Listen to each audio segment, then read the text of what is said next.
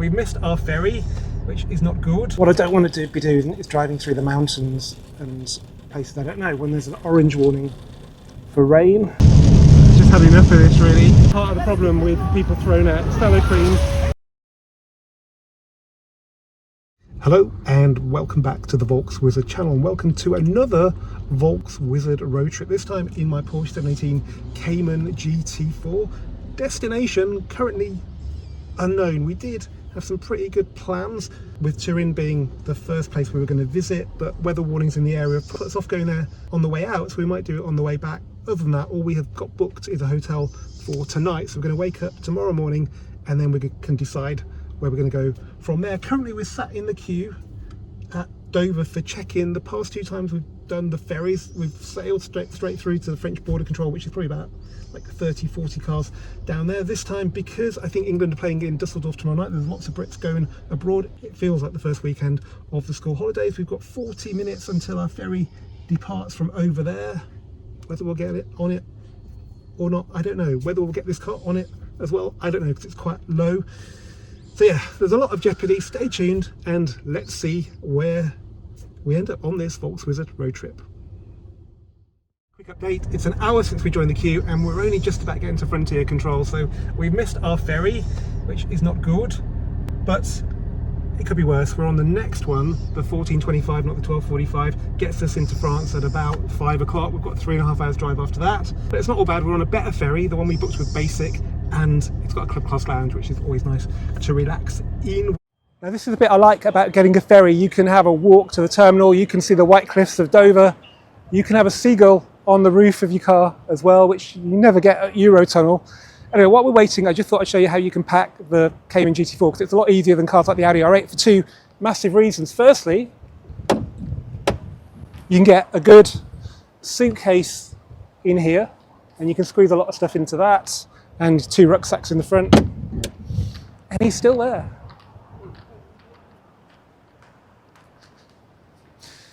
And then we also have another boot at the back, which houses the douche bag we bought for the R8 pretty much perfectly. Leaves a bit of room over there for shoes and camera gear. So we're all good. The only question now is whether that splitter will make it up that ramp.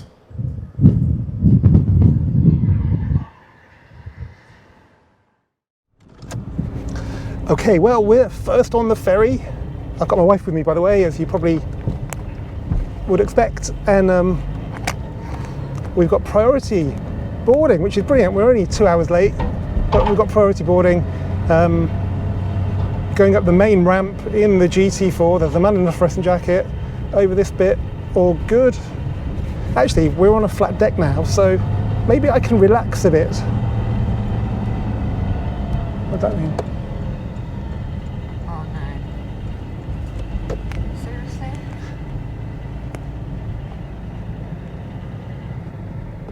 There. Okay. Well, he sent me up the top for no good reason, but let's see how we get on. He just did a shrug sign. Yeah, he did a shrug, almost like he's a Frenchman. But maybe he's right. This is actually probably less gradient than my driveway, and it's actually got a rounded top to it, but let's go slowly. Good. This, by the way, is the ship called the Oscar Wilde. It's a big one. Okay, well, we're on, and the descent looks, well, we'll worry about that later. Okay, we've settled into the club lounge here on the Oscar Wilde with Irish Ferries, and even though it's a bit choppy out there, it's actually pretty calm in here. Nothing to stop me from eating all the food that I could eat if I wanted to eat. So, the reason why this trip has gone a bit awry is because the weather, well, probably because I've been looking at AccuWeather, which is maybe not a good idea. Sometimes ignorance is bliss. What I wanted to do was retrace the route of the Italian job, which was over the St Bernard Pass. So instead of going through the tunnels, which is the Ferries tunnel and the Mont Blanc tunnel, we go over the mountains instead. I've done that route before in the other direction. It's brilliant, and it's exactly what was used for the intro of the Italian job, and it's a good route. It doesn't take any longer. So tomorrow night, occasional rain and a thunderstorm isn't too bad. There's an advert. So That's tomorrow, but 15.6 mil of rain is quite a lot. 3 hours of rain. And then if we go to, say, Turin, which is the ultimate destination, we just want to get the car in the car park at the hotel and kind of forget about it for a bit. But what I don't want to be doing is driving through the mountains and places I don't know when there's an orange warning for rain. Okay, here we go then, disembarking the Oscar Wilde in Calais, 45 minutes late, on top of already being late. But at least the ramps have actually seemingly, actually, let's not speak too soon.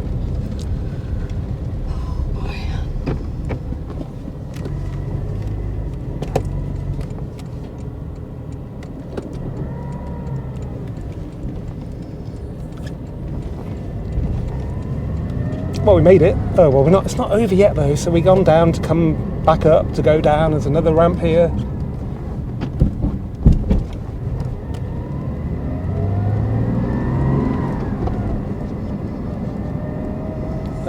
We are now on terra firma, and apart from this little bit of transition, it's all right. So, well done GT4. I put it in sport damper mode because it stops the dampers compressing, which is where you get the problems. Big lorry could also be a problem. So now we've got the fun of 3.5 hours on a French motorway. Try not to get done for speeding. It's 5:45 local time.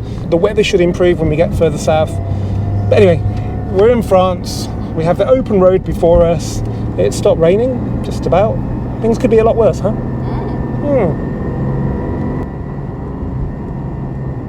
Bit of jeopardy here because we've got this device here that should let us through without having to stop, but you never know if it's going to work. So this is the quick lane. It's 30 clicks, it says. And we can piss some Frenchies off if it doesn't work. Yes!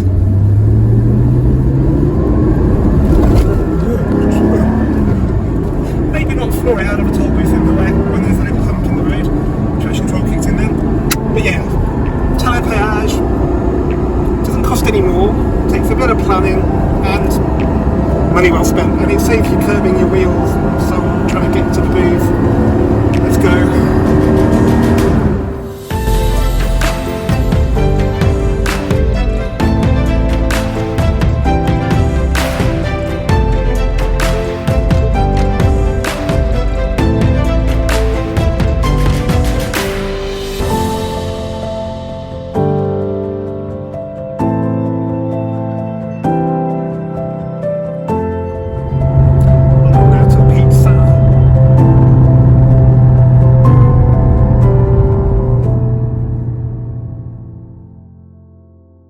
We stopped at an Italian restaurant in Troyes just off the motorway that we had planned that we didn't think we were going to get to, but we have. And we have a Love Italia pizza and an Italian bowl salad. I'll show you where we're staying tomorrow. Yeah, just got to get this down us, get to our bed and breakfast and get some sleep ready for a very long day tomorrow. It's getting dark now, it's 10 o'clock French time. I've been driving for, it feels like, forever. It's been like 14 hours on the road now. Just heading to our destination tonight. We did 3.5 hours from Calais to Troyes in one go. It's the longest thing I've ever driven without a break. But I've been loving it. It's not the most comfortable car, but it's brilliant. And I'm looking forward to spending a lot more days with it over here, because you can really enjoy it when you're not in England.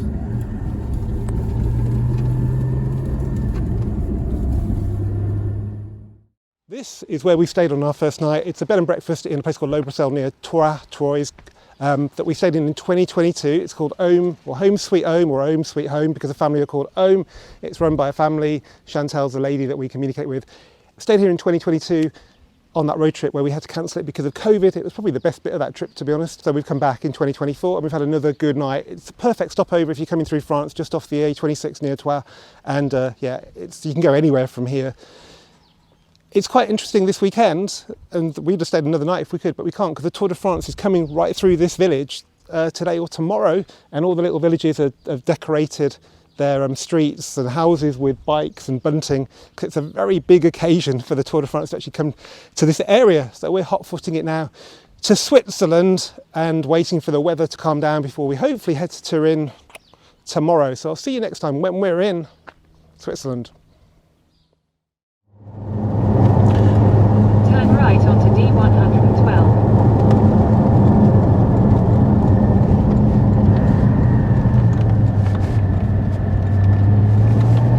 Continue on D112 for 3/4 of a mile. Now those of you who watched the video where I changed the wheels on my Cayman GT4 will know that I also changed the tyres. In fact, that was the primary motivation for doing that. Originally the car came on Michelin Pilot Sports Cup 2 tyres, which are the semi-slick. It's okay in the wet, it's not brilliant. And when you're crossing Europe, there's a good chance of rain and you're really going to have to go quite slowly. You just can't enjoy the driving. Right onto D996.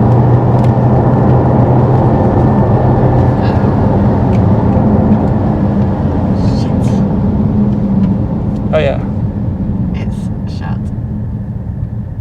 My God, it is the Tour de France.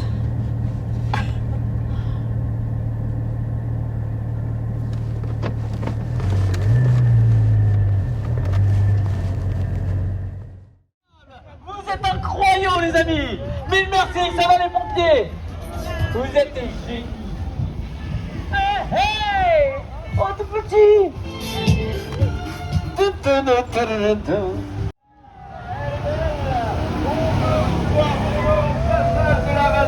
que vous êtes contents ou pas?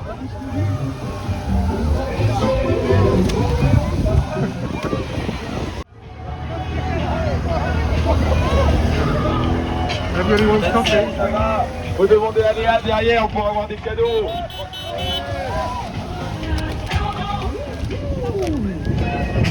Coffee tea bag. Coffee bag. There you go. Yeah, part of the problem with people throwing out salad creams, when someone stands on it. Okay, let's talk about the Tour de France then. It's running from somewhere near Dijon to somewhere near Troyes today. It's going to do the special stage at Troyes tomorrow. We probably should have thought about this when we were told it was going to Troyes, but the navigation didn't seem to think it was a problem, but it is. A very nice policeman is guiding us onto the Tour de France route for about a metre so we can turn around. This is causing us a lot of trouble because it's basically, they don't even let you cross the road when there's nothing coming. It is just closed and that means you can't get across.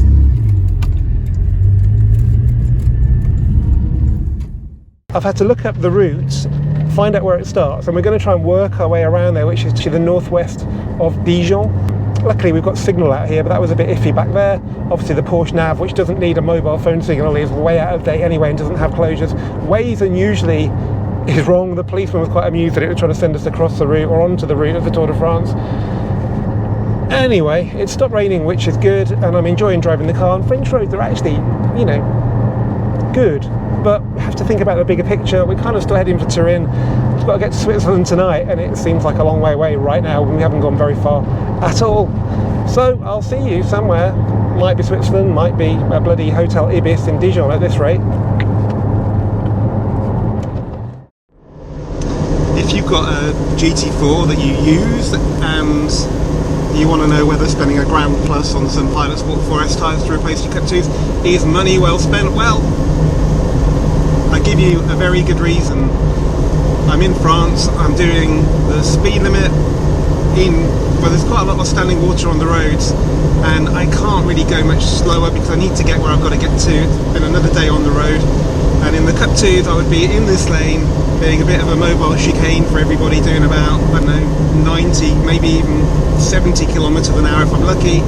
On these Pilot Sport 4S's with 8 mm tread and good water dispersal compared to the Cup 2s, I can just drive this car like a normal car, and actually it's given me the opportunity to enjoy this car more, because I'd be worried about occasions like this driving through Europe. They're kind of inevitable, and now I can kind of relax. I mean, you've still got to treat these conditions with caution, but they're not as brown trouser inducing as they otherwise would be.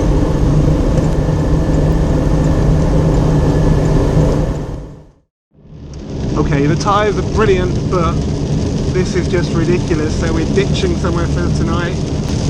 Just had enough of this, really. Wish I'd never come abroad. In 1,000 feet, at the roundabout, take the third exit. Then turn right.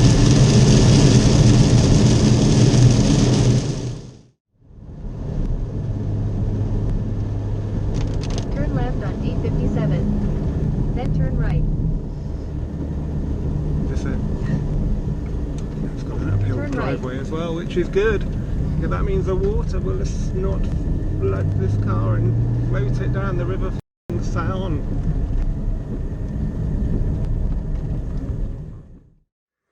Normally we get to the hotel so late I don't even think about filming the room, but it's actually quite early today. So I'll film the room before we trash it. This is the bathroom. It's a little bit dated, but it's clean, and I guess it was luxury, all this sort of marbly stuff back in the day. The floorboard's a bit better. It feels a bit like the Bitburg Hotel in many ways, which is no bad thing. And just like the Bitburg one, there is a load of water right in front of it, but I don't think it probably should be here. We're in a place called Poligny, which is somewhere in the Jura Mountains of France, near the Swiss border. I'm sure it's a beautiful place. And there's some vines over there. It's we paid to have the dinner here as well, which is apparently going to be quite good. So it's one of those places where you come and eat and stay the night. So yeah, make up for the crap we've just been through on the motorway. We could have pressed on, but there was a lot of water accumulating. It wasn't getting any better. The sky didn't look that good in the direction we were going. So actually, it doesn't really matter where we stay the night. Let's just ditch early and come here. Yeah, we could have done a lot worse. Well done for finding this place, darling. You're welcome. Okay, tonight's meal is pork for me and some fish for Kate. We're eating in the hotel, and that's the name of the hotel. If you're ever stuck for somewhere between sort of Dijon and Geneva or that direction, then this is really quite good. It's still raining, but tomorrow it's really good, and hopefully we'll be driving the route to Turin that they did in the Italian job. Can't wait. So let's eat.